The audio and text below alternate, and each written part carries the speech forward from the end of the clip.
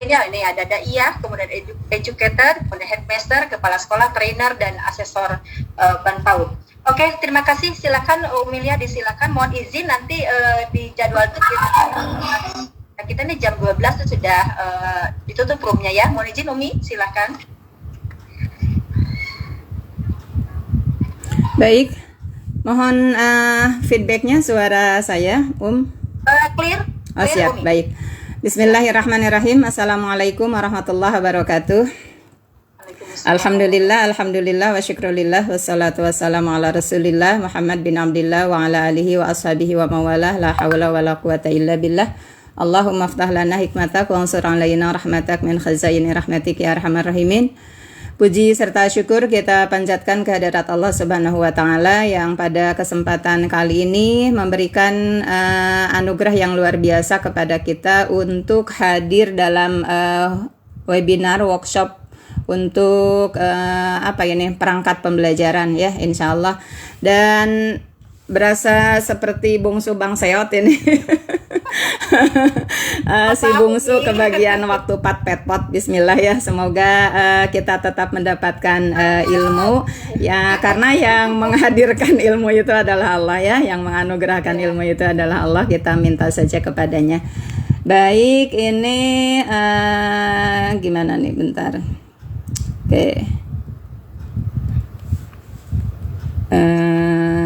Saya boleh minta tolong untuk Bapak Operator untuk menyampaikan. Oh iya. Sudah nampak belum ya share screen-nya dari saya? Sudah, Umi sudah. Profil pelajar Pancasila ya. Oh siap, mohon siap.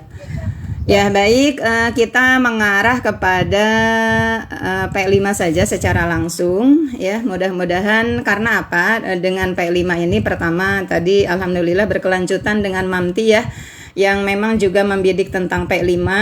Lalu yang berikutnya P5 ini merupakan spesialnya dari kurikulum Merdeka sepertinya ya, dan di antara kita mungkin ada yang keliru di dalam pemahaman hal ini, dan miskonsepsi tentang P5 terutama di PAUD juga merupakan pengalaman bagi kita selama setahun mungkin atau lebih, di mana miskonsepsi itu menjadi menyeruak di dalam kehidupan kita.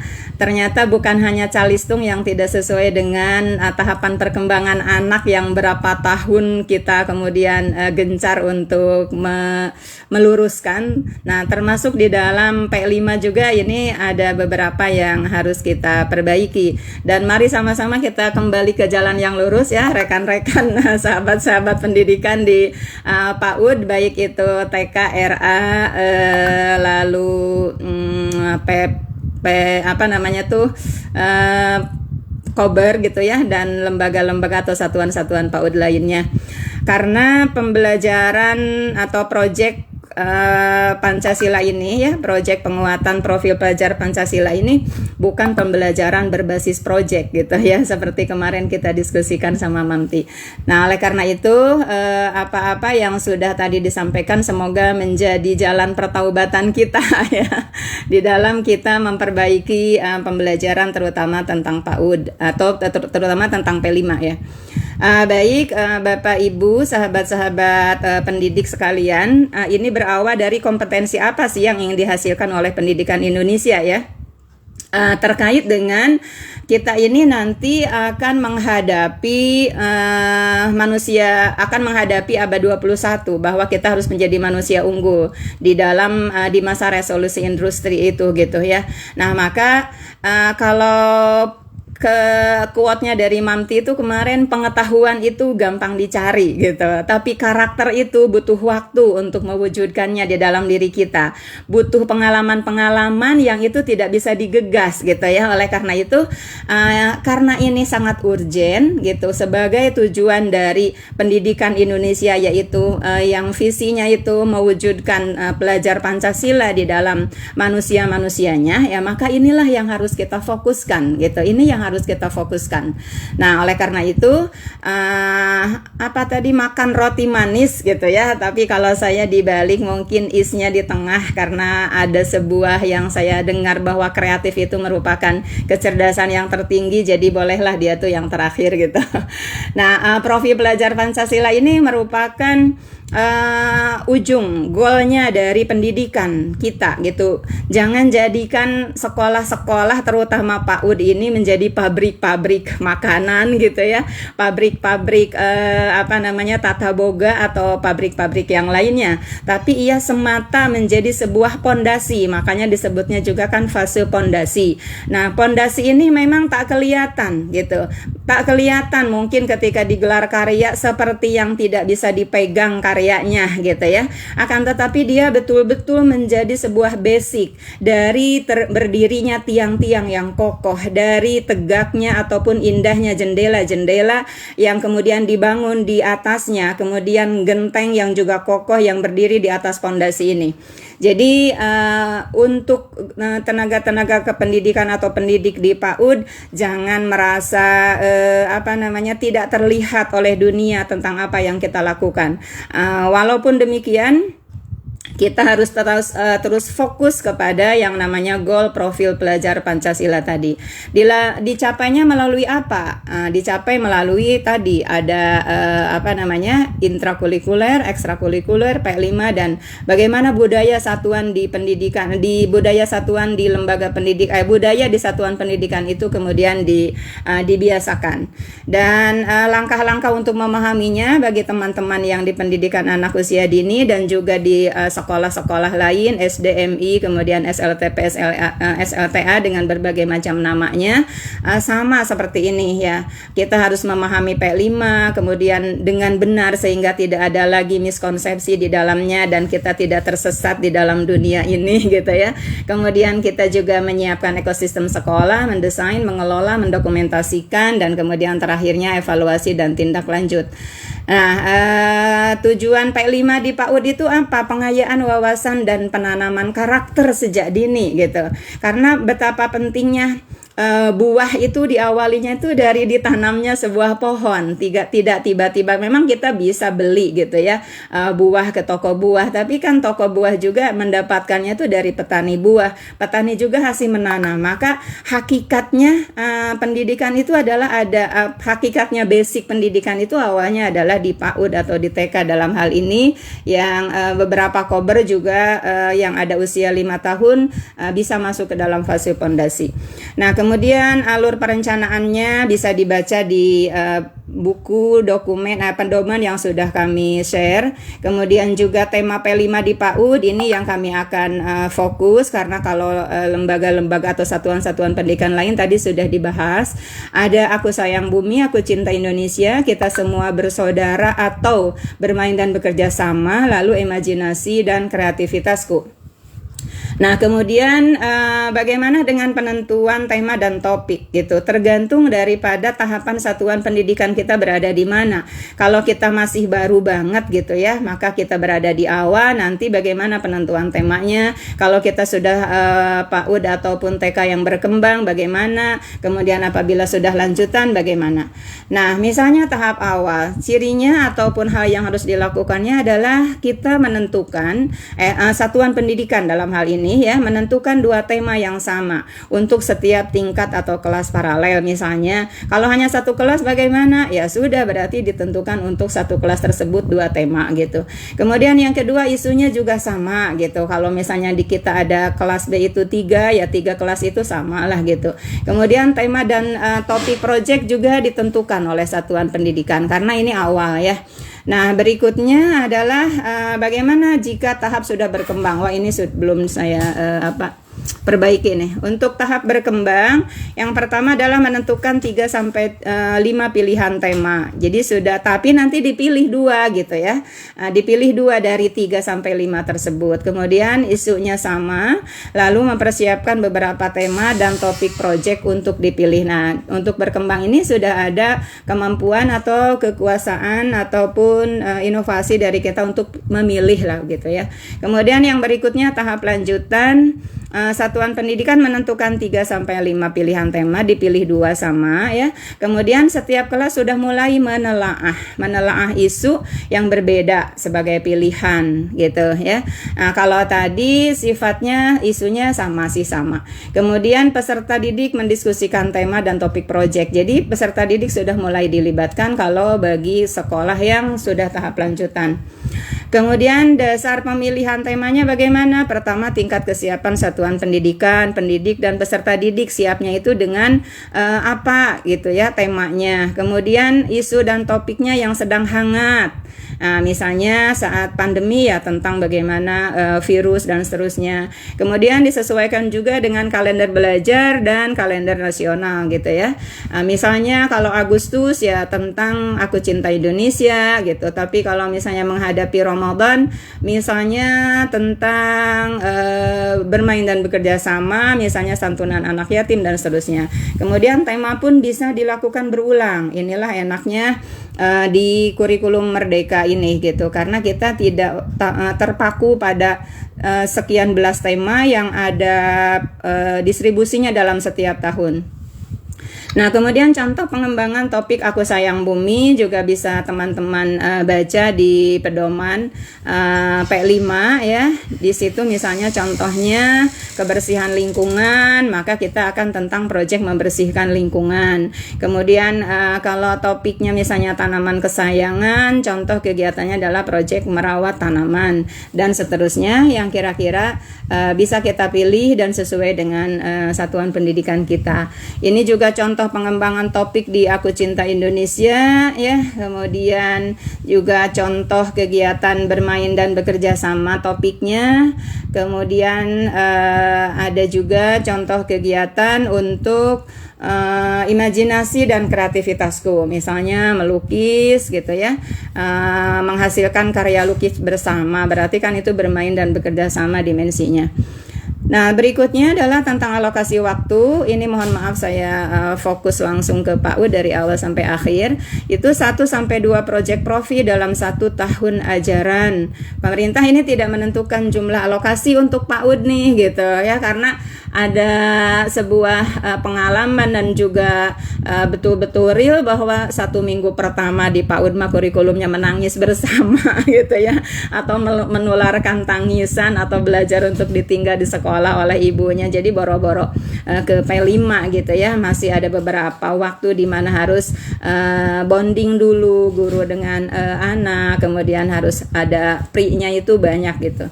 Nah, jadi tidak ditentukan sehingga fasilitator perlu mengalokasikan waktu yang memadai agar peserta dapat mencapai kompetensi yang tadi ya, profil belajar Pancasila. Pilihan waktunya sama seperti yang disampaikan oleh para narasumber keren di sebelumnya.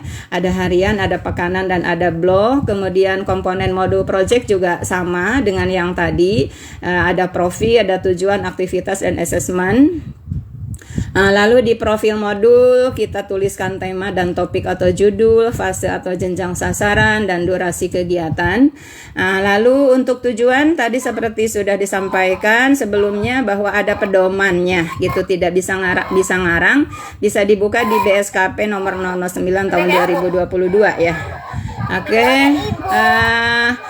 Dan penilaiannya ternyata luar biasa teman-teman di PAUD ya. Kita bersyukur bahwa penilaian yang sudah biasa kita gunakan, ada BB, ada MB, ada BSH, dan sekarang sedikit diubah saja sih hurufnya jadi SAB gitu ya kalau di pedoman, itu ternyata digunakan oleh teman-teman pendidik di tingkat pendidikan dasar, di tingkat menengah, di tingkat lanjutan gitu ya. Jadi belum berkembang, mulai berkembang sesuai harapan dan sangat berkembang gitu. Lalu kemudian aktivitasnya nanti ada alur project, ada alur aktivitas project profil. Secara umum di PAUD itu yang tadi ya, kalau bahasa narasumber Bu Doktor kemarin, kenali, selidiki, lakukan, dan genapi. Nah, mungkin di sini teman-teman sedikit mengingat scientific gitu ya. Ketika menggenapi itu mengkomunikasikan, ketika kenali itu adalah apa tuh namanya, mengamati gitu ya. Selidiki itu mengamati. Nah, bagaimana bedanya gitu ya? Bedanya scientific dengan alur aktivitas di kegiatan P5 ini.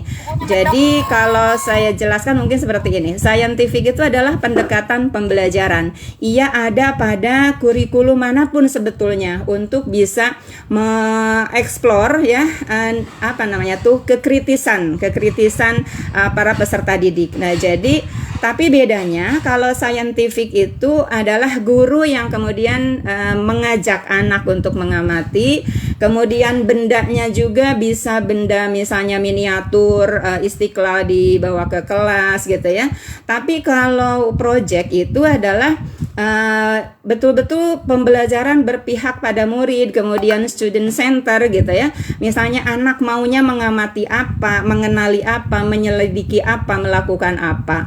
Nah, lalu kemudian bendanya juga, cirinya dari P5 itu adalah kontekstual yang ada di sekitar kita gitu, yang ada di sekitar kita. Misalnya Al-Luqman di pinggirnya ada walungan, ajak untuk mengenali gitu, walungan, menyelidiki. Kemudian ada apa di walungan itu, ada sampah dan seterusnya begitu.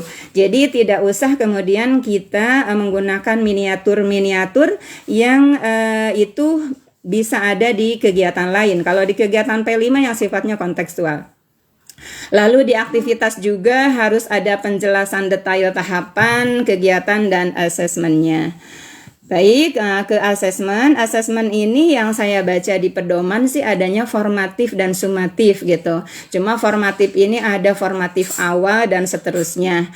Nah, contohnya ada pada pedoman halaman 76 ya, teman-teman. Jadi bisa cepat mungkin kita bukanya ke halaman tersebut kalau kita mau membuka tentang pedoman asesmen untuk P5.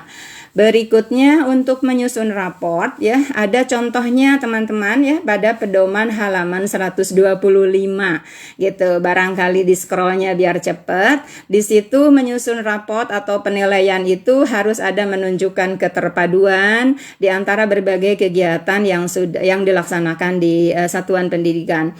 Dan kemudian tidak menjadi beban administrasi. Jadikan menulis deskripsi itu bagaikan kita nulis buku harian mungkin ya kalau zaman dulu ya.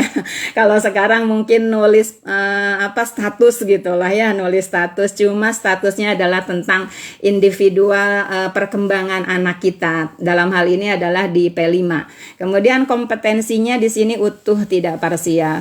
Nah, kemudian modul juga sebetulnya dapat ditambah kalau membantu teman-teman untuk lebih terarah ya di dalam melakukan kegiatan. Misalnya deskripsi singkat tentang project profil gitu ya. Ini apa namanya, mengapa, latar belakangnya, dan seterusnya. Kemudian pertanyaan pemantik untuk memancing diskusi itu juga bisa dituliskan di situ supaya siapapun yang kemudian nanti akan mengajar menggantikan kita gitu, itu bisa punya panduan. Ataupun kita juga kadang-kadang apa yang direncanakan, apa yang diucapkan kadang-kadang berbeda kalau kita nggak punya panduan tertulis. Kemudian alat, bahan, serta media ini jelas dituliskan supaya bisa kemudian di follow up dengan pengadaan. Kemudian juga referensi pendukung. Oke, berikutnya bagaimana tahap awal pengembangan modul project? Bisa dengan teman-teman menggunakan modul project atau modul project profil yang sudah tersedia gitu. Kemudian melakukan adaptasi dengan kondisi satuan pendidikan. Kenapa aku ngambil projectnya yang ini? Ya karena sesuai, nggak ngambil project yang itu karena nggak sesuai, seperti itu.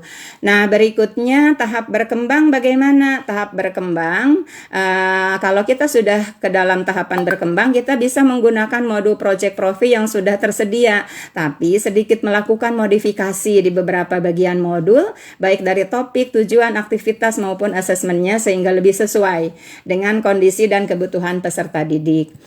Berikutnya kalau tahap lanjutan, wah ini sudah lebih keren lagi. Sudah mampu merancang modul project profil secara mandiri, melakukan penyusunan modul project profil lebih dari tahap pemilihan tema dan tujuan, hingga bisa dikembangkan aktivitasnya dan asesmennya juga secara mandiri. Begitu. Nah, Bapak Ibu sekalian, baik kepala sekolah, kepala satuan pendidikan maupun para pendidik ataupun para guru dalam hal ini, mengelola P5 itu pada prinsipnya adalah yang pertama misalnya mengawali dengan pertanyaan pemantik supaya anak-anak peserta didik itu muncul kecemburuannya gitu, muncul kemudian mulai dikelitikin lah, dikelek-ketek ibaratnya gitu ya, aware-nya ataupun ngehnya terhadap apa yang ada di sekitarnya, misalnya ke permasalahan yang otentik gitu ya, yang up to date, yang memang betul-betul dihadapi oleh anak di sekitar kita ataupun di lingkungan kita. Lalu berikutnya, optimalkan pelaksanaan dengan mendorong keterlibatan peserta didik. Ya, betul-betul student center, kemudian menyediakan kesempatan bagi mereka untuk berkembang. Jadi nggak ada istilah, udah diam dulu, bu gurunya mau menjelaskan dulu. Enggak, tapi kemudian, oh ya silahkan apa yang mau disampaikan, siapa tahu sebetulnya di situ ada berkah yang bisa membuat kita mendapatkan keyword untuk follow up selanjutnya gitu. Kemudian juga membudayakan nilai kerja positif. Jadi yang penting itu memang nilai dari sesuatunya, bukan apanya gitu, tapi bagaimananya di dalam sebuah kegiatan itu. Kemudian memastikan efektivitas kegiatan secara berkesinambungan, evaluasi berkala, dan adaptasi proyek profil sesuai konteks. Nah, lalu berikutnya, kalau sudah berjalan, menutup rangkaian kegiatan proyek dengan merancang perayaan belajar. Ada istilah gelar karya yang sudah dilakukan oleh beberapa teman-teman di beberapa satuan pendidikan, dan ternyata semacam pesta akhir tahun dan seterusnya pun itu adalah bisa merupakan penutup dari kegiatan proyek yang sudah kita lakukan gitu. Kemudian juga mengoptimalkan keterlibatan mitra nih dalam hal ini yang sedikit ingin saya perdalam. Mengoptimalkan keterlibatan mitra misalnya adalah orang tua dan lingkungan satuan.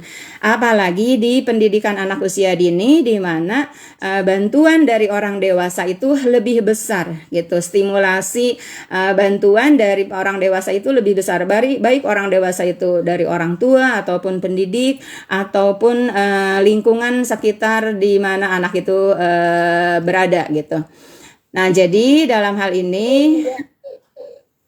Oke.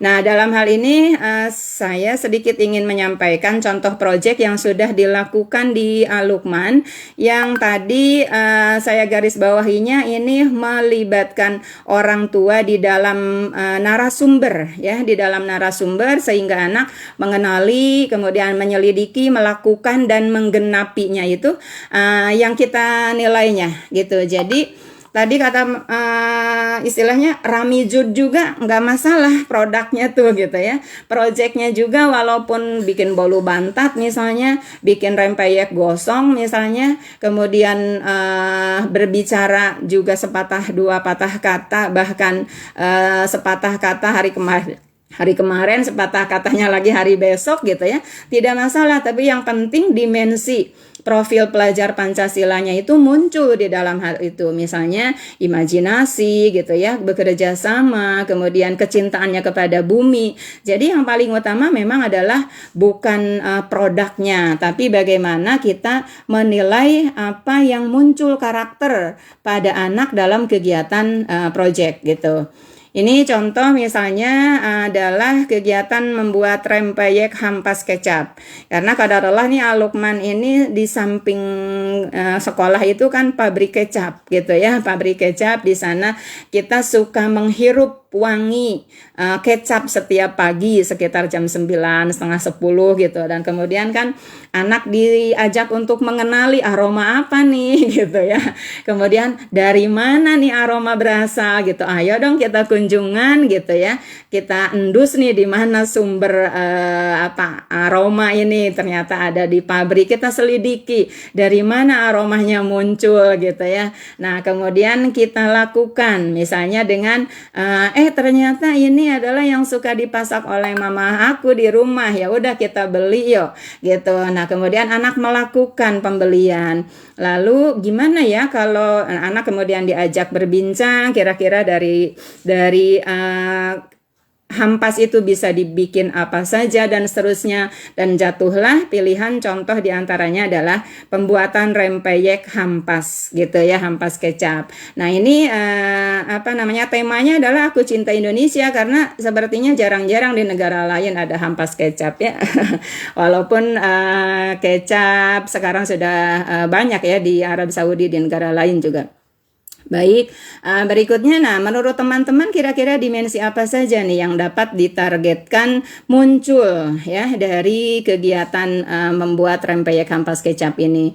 Jadi nanti kemudian anak juga melihat ya mamahnya kemudian menggoreng, kemudian membungkus, anaknya juga yang dia bisa melakukan gitu ya. Berikutnya juga contohnya adalah ini keripik gedebong pisang. Ceritanya ada seorang orang tua yang dia posting keripik gedebong pisang ini, dan kemudian anak-anak diajak untuk menyicipi, mengenali ini tuh makanan apa ya gitu. Ini makanan apa, dari mana kira-kira bahannya dan seterusnya. Dan ternyata ketika diperlihatkan melalui video bahwa itu adalah dari gedebong pisang ya, yang kadang-kadang dengan angin ambruk kemudian jadi busuk gitu ya, maka Aku Cinta Bumi ini menjadi tema yang dipilih ya untuk kegiatan membuat keripik gedebong pisang ini. Di sana juga ada tentu ya, ada dimensi profil pelajar Pancasila yang harus yang harus jadi target. Kemudian juga ada tema Aku Sayang Bumi, karena Lukman ini siswanya hampir 200 anak. Kemudian area tanah itu sudah penuh dengan kelas gitu, hanya playground depan dan playground belakang saja yang tersisa.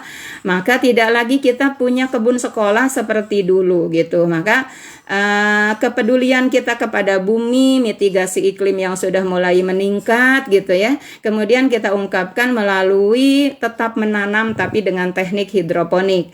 Nah, jadi awalnya anak-anak bisa mengenali cara-cara menanam gitu ya. Kemudian menyelidiki tanaman dengan berbagai macam cara tumbuhnya, lalu melakukan menanam dengan menanam hidroponik. Kemudian juga nantinya menggenapi dengan anak itu memparafrase, mengkomunikasikan, kemudian juga menyimpulkan dari apa-apa yang sudah dilakukan. Berikutnya Aku Sayang Bumi, kita juga ada kegiatan berkarya dengan Luspat. Ini inspirasinya adalah akhir tahun nih kita suka banyak kalender bekas ya, kalender bekas dari rumah masing-masing tuh kita bawa ke sekolah. Setiap anak ada pengumpulan, kemudian mengenali barang-barang yang bekas gitu, tapi ternyata bisa bermanfaat dan berdaya guna berikutnya. Nah, ini juga bisa. Nah, berikutnya juga yang kami hasilkan atau apa yang kami pernah lakukan adalah P5 di literasi ya. Di literasi ini dengan tema imajinasiku, kan biasa kita mendengar anak berceloteh tiada henti, nyaris tiada henti kecuali mereka sedang tidur, sampai banyak anak yang dibentak oleh ibunya karena ngobrol tiada henti, bertanya terus menerus, tak kenal ibunya lelah ataupun udah bosan. Padahal mereka itu kan celotehnya itu celoteh yang kadang bermakna gitu ya, kemudian ada kesan-kesan dan ada hikmah-hikmah sih sebetulnya. Nah, seharusnya ini kan diapresiasi. Misalnya dengan kegiatan diawali dengan mengenali, kita misalnya targetnya ke imajinasiku, kemudian kita juga ingin mengenalkan anak pada buku. Nah, kita perkenalkan buku, anak mengenali buku, awalnya buku itu dari mana, dari ide, kemudian ditulis, dan setelah ditulis diedit, kemudian dimasukkan ke percetakan dan seterusnya. Nah, kemudian anak misalnya dibiasakan untuk cerita pagi tentang sarapan misalnya ya, tentang mimpi semalam gitu, tentang rewel tidaknya di pagi hari. Dia itu diceritakan, lalu 1, 2 kata, 3, 4, 5 kata yang anak sampaikan. Guru tulis, kemudian guru mengajak anak untuk mengamati tulisan guru gitu ya, mengenali tulisan guru atau simbol-simbol yang tadi mereka ucapkan tuh seperti ini gitu. Lalu kemudian lambat laun itu berhari-hari dalam setahun dikumpulkan itu kan ketika diabadikan oleh guru ya, bukan oleh anak kalau dalam apa istilahnya finishing gitu ya. Kemudian dibukukan. Nah, ini juga adalah menjadi salah satu proyek, dan kita di sini adalah imajinasi anak yang kemudian muncul. Jadi karena bukan hanya tentang sarapan dan kegiatan pagi, ada juga tentang kesukaan. Kesukaan itu bisa personal orang, bisa tempat, ya, kemudian bisa juga makanan, bisa baju, bisa mainan, bisa apa sajalah yang anak sukai. Pembelajaran berdiferensiasinya juga di sini nampak.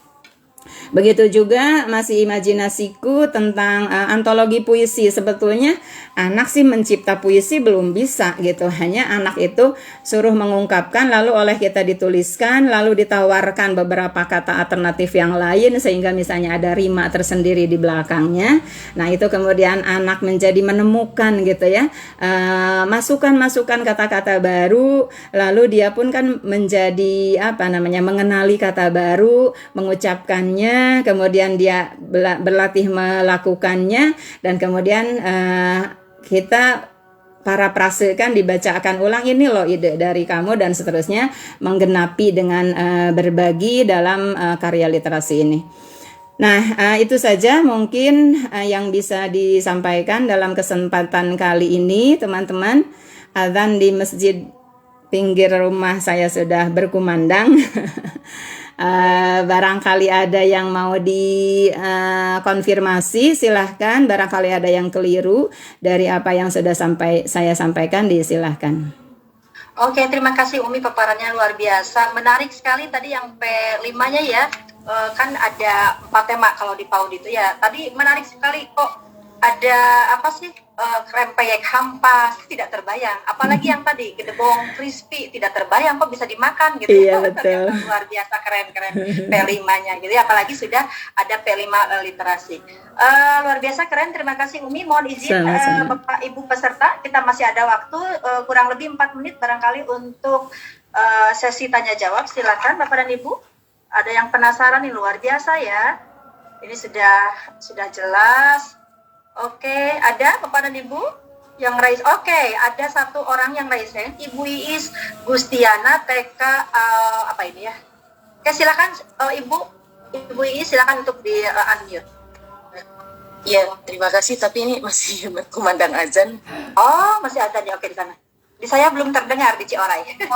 Boleh dilanjutkan saja mungkin. Oh iya, silakan Bu Iis. Gini Bu, saya sangat tertarik dengan yang celoteh tadi, itu luar biasa ya, karena bagian literasi yang ingin saya tanyakan, celoteh anak itu dibuat dalam bukunya, nanti ditulis per anak, karena tadi katanya anak melihat ini simbol-simbol yang mereka katakan gitu ya.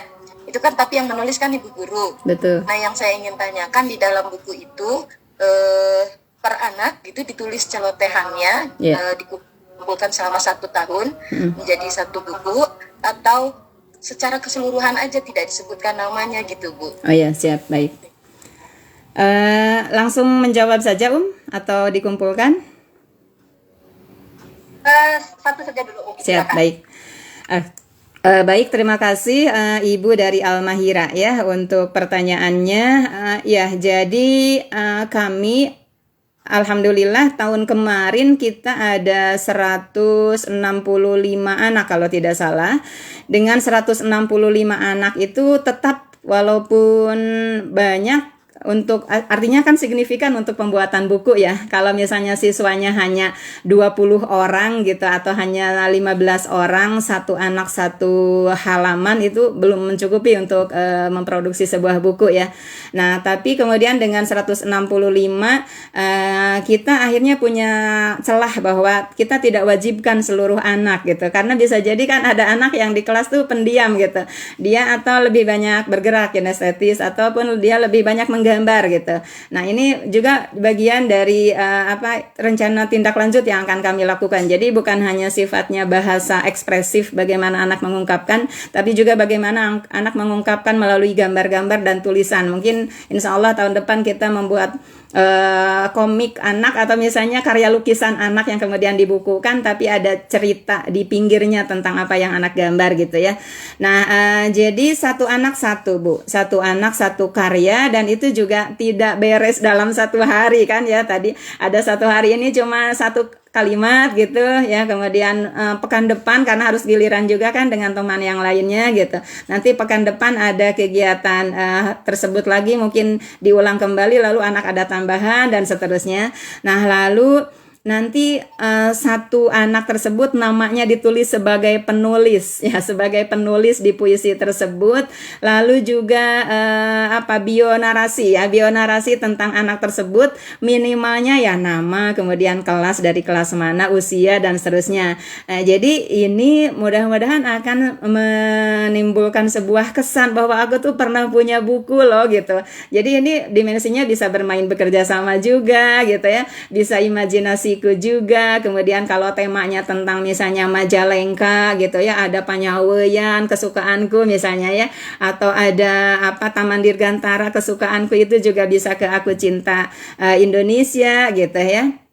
Nah, jadi satu anak tuh satu penulis. Nah, lalu satu anak satu penulis ini juga kalau masih kurang, misalnya ibu-ibu sekolahnya nih hanya 20 anak, kan bisa kita bekerja sama dengan satuan pendidikan lain, ataupun bisa satu anak juga kolaborasi dengan orang tua gitu, atau kolaborasi juga dengan kakaknya gitu, ataupun anak memang ada anak yang bisa bikin kalimat-kalimat itu menjadi 2, 3, 4 judul bahkan. Jadi kita tidak mengharuskan satu anak satu, tidak juga mengharuskan seluruhnya. Ya, tetap di sana ada pembelajaran yang berpusat pada anak, kemudian diferensiasi yang anak suka dan seterusnya. Lalu sesudah itu ya tim editing itu mah urusan orang dewasa gitu ya. Urusan orang dewasa itu mah hanya bonus saja sih sebetulnya. Karena tugas guru untuk P5 ini kan selesai sampai pada munculnya dimensi-dimensi profil pelajar Pancasila tadi gitu. Apapun hasilnya gitu ya, mau anak hanya satu kalimat, hanya 2 kalimat, tidak masalah gitu. Seperti itu barangkali Bu. Jadi satu anak satu karya, tapi yang anak suka, yang mau, anak yang mau gitu. Cukup barangkali Bu. Baiklah Umi, luar biasa keren, luar biasa, menginspirasi. Iya betul. Iya, mudah-mudahan. Bu, terima kasih ya atas pertanyaannya dari Bu Iis. Nanti insya Allah nanti akan lahir berarti dari TK Al-Lukman ini para literat muda gitu insya Allah gitu ya. Oke. Mohon izin Umi, ini ada satu pertanyaan lagi. Saya kasih kesempatan untuk satu orang. Ini ada di kolom chat. Ini setiap tema apakah harus membuat praktik baik? Ini tidak ada namanya kebetulan. Nah, dari Oppo sekian tadi itu. Silakan Umi. Oh ya, ini kalau sepemahaman saya ya bebas gitu ya, bebas. Karena kan tema itu tadi, yang penting di dalam 1 tahun itu kita ada 2 tema gitu ya, ada 2 tema yang kita bisa pilih gitu. Kalau kita sudah berada pada satuan pendidikan yang berkembang, kalau masih di awal ya sudah ditentukan saja mau tema yang mana. Kira-kira yang satuan pendidikan siap, yang isunya hangat, yang sesuai dengan kalender belajar atau kalender pendidikan atau kalender nasional gitu ya. Nah, jadi tidak ada keharusan harus tema yang berbeda. Contoh kayak saya bermain dan bekerja sama tadi tidak begitu dimunculkan, padahal sebetulnya ada ya pada kegiatan membuat buku misalnya gitu ya. Maka insya Allah kami juga tahun depan akan membuat sebuah proyek bermain bekerja sama dengan memanfaatkan botol-botol bekas yang ada di pabrik kecap segitiga, dan kemudian bekerja sama kita dengan JAF insya Allah. Lalu JAF itu nanti ngecek gitu ya, suara botol kecil ini siaran nadanya apa, yang gede ini nadanya apa. Sesudah dicek kemudian anak nanti mainkan terang-tereng tong gitu ya. Ini juga inspirasinya dari Bunda Pengawas, dan nanti kita bisa rampak botol kecap gini ya. Kenapa terang-tereng juga, yang penting anak itu ada ternyata senang ya gitu bermain bersama teman, bekerja sama bersama teman. Jadi nggak ada alasan bagi saya untuk rebutan mainan gitu ya. Ternyata membuat sebuah pagelaran ataupun bekerja sama hanya sekedar memukul botol pun ini mengenakan telinga bersama. Kalau rebutan kan nggak enak malahan gitu. Nah jadi menurut saya nggak usah gitu, nggak usah berbeda. Maksudnya cukup 2 gitu ya, cukup 2 kalau bagi yang tahap pemula dan itu ditentukan begitu. Adapun ternyata ada tema yang kita tidak munculkan, mungkin kita bisa munculkan di tahun depan gitu ya. Mungkin kita bisa munculkan di rombel ataupun di bukan jenjang ya, di apa namanya tuh, di kelompok yang lain gitu ya, di kelompok yang lain, di angkatan yang lain. Seperti itu. Terima kasih Umi, luar biasa keren ini. Jadi ini jadi muncul nih kuat saya dari dulu ini. Jadi kalau saya begini, semakin tahu ternyata saya semakin banyak tidak tahunya gitu ya, itu dari saya gitu. Yang saya masih ternyata masih dipakai sampai sekarang. Terima kasih luar biasa, keren. Mohon izin karena ini waktunya memang kita sudah habis. Mohon izin Umi, luar biasa. Terima kasih atas pemaparannya. Terima kasih atas pemaparan praktik baik yang dilakukan di TK Al-Lukman. Mohon izin barangkali 1 menit untuk closing statement. Baik. Ada 3 page di di PPT yang saya buat ya. Tapi saya hafal gitu karena itu merupakan sebuah motivasi bagi kita para pendidik untuk mengutamakan munculnya karakter, karena kita menyambut Indonesia emas kan, nasib kita ingin seperti emas gitulah ya, jangan sampai kayak tembaga atau kayak seng. Nah untuk meraih nasib Indonesia yang seperti emas ini, maka mulai dari anak-anak bangsa yang memiliki nasib yang emas di masa depannya. Diawali dari mana? Tanamlah pikiran, raihlah perbuatan. Kalau kita berpikir bisa, nanti kita akan melakukan dan akan bisa. Tapi kalau tidak melakukan, bagaimana bisa? Melakukannya saja tidak. Jadi tanamlah pikiran, raihlah perbuatan. Kalau kita sudah melakukan 1 kali, lakukan kebaikan itu berulang-ulang, maka akan jadi pembiasaan. Ketika kita sudah memiliki sebuah pembiasaan yang positif, maka akan lahir dalam diri kita adalah karakter yang positif, dan karakter yang positif inilah yang kemudian akan menjadi nasib yang positif. Innallaha la yughayyiru ma biqaumin hatta yughayyiru ma bi anfusihim. Demikian. Mari sama-sama kita menuju Indonesia emas dengan mewujudkan profil pelajar Pancasila. Terima kasih, mohon maaf. Terima kasih sekali. Mohon izin Bapak dan Ibu, alhamdulillah ini ada 4 narasumber praktik baik yang luar biasa, yang keren-keren, yang sudah membagikan praktik baik mereka yang memang sudah dilaksanakan di sekolah masing-masing. Mohon izin Bapak dan Ibu, tibalah saatnya sekarang untuk acara yang terakhir, yaitu doa, insya Allah yang akan dibawakan oleh Bapak M. Ilham Ferul Iksan, SAG MPDI. Terima kasih Bapak dikunjungi untuk menjadi narasumber juga, terus dengan orang tua. Mohon izin Bu Melia untuk di-mute.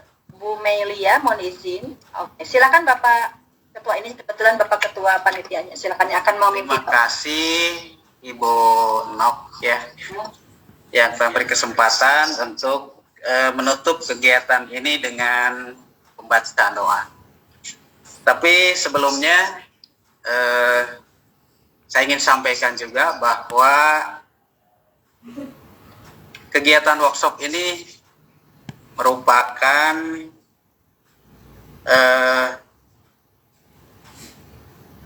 penguatan ya dari pemahaman Bapak dan Ibu peserta yang sudah ada ya. Memang kita perlu terus belajar, terus menggali dari berbagai sumber. Di antaranya yang sudah disediakan oleh pemerintah adalah melalui platform Merdeka Mengajar. Ya, jadi tidak terbatas UAS sampai di workshop ini. Ya, oleh karena sekali lagi, mari kita sama-sama untuk terus belajar, dan apa yang disampaikan oleh narasumber adalah hal yang sangat berharga bagi kita semuanya. Ya, oleh karena itu Bapak dan Ibu narasumber, kami ucapkan banyak terima kasih atas kesediaan Bapak dan Ibu bersedia untuk menjadi narasumber di kegiatan workshop ini.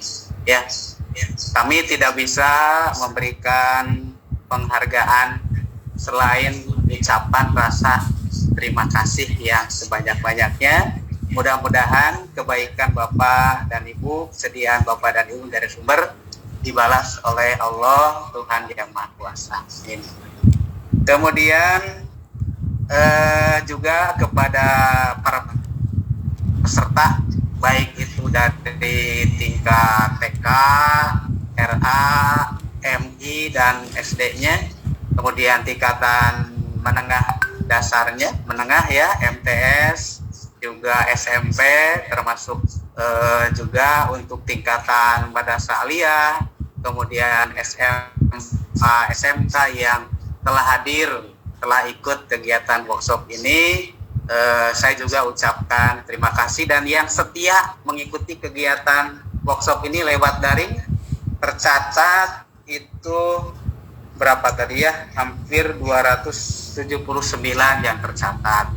Dan ketika dipantau ini banyak juga yang lewat YouTube-nya. Jadi dari banyaknya peserta sampai 700 kemarin ya, sebagian ikut Zoom langsung, tapi banyak juga yang lewat YouTube ya. Ini alhamdulillah ya.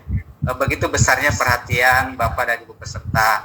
Kemudian harapannya juga setelah tadi dari narasumber disampaikan, mudah-mudahan Bapak dan Ibu sudah lancar untuk menjabarkan dari CP menjadi tujuan pembelajaran dan alur tujuan pembelajaran. Juga bisa merancang modul ajar sendiri. Kemudian di P5-nya juga mudah-mudahan Bapak Ibu tidak ragu-ragu lagi untuk melaksanakan P5-nya di sekolahnya masing-masing. Nah, itu ucapan penutup dari saya. Kita tutup dengan bacaan. Ya, maaf, ada satu informasi untuk terus memperdalam penyusunan perangkat pembelajaran ini. Bapak dan Ibu yang punya waktu luang, nanti insya Allah di hari Senin lewat nanti di grup ya akan